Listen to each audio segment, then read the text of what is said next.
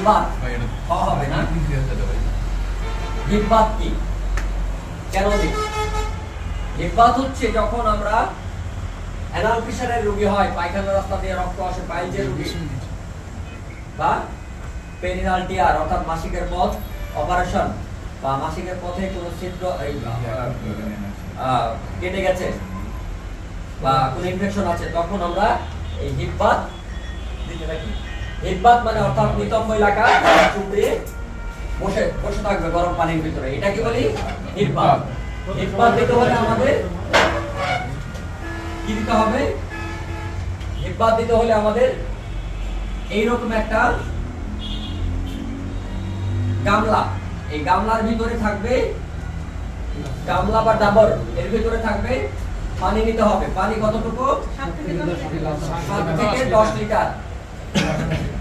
আর এর ভিতরে 3 থেকে 4 চামচ টেবিল চামচের কি দিতে হবে? Iodine 10% solution, iodine 10% lotion. কত পার্সেন্ট?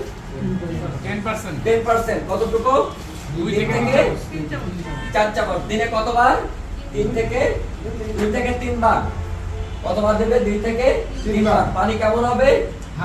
হালকা গরম পানি, ইচ্ছিত গরম পানি।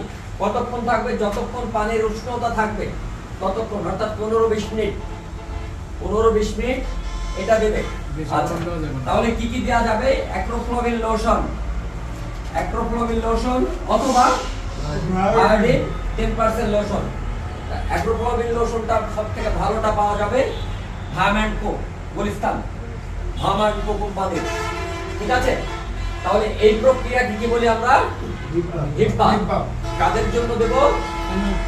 অ্যানাল ফিশারের রোগী, পেরিনাল টিয়ার মাসিকের পথ ছিঁড়ে গেলে বা পায়খানা রাস্তা পায়খানা করতে গিয়ে মলদার ছিঁড়ে গেলে, এই ক্ষেত্রেই আমরা যে প্রক্রিয়া অবলম্বন করি সেটা কি বলি আমরা? হিপবাত। ক্লিয়ার? তাহলে আমার প্রিয় প্রশিক্ষণার্থীবৃন্দ, আজকে শিখলাম আমরা হিপবাত।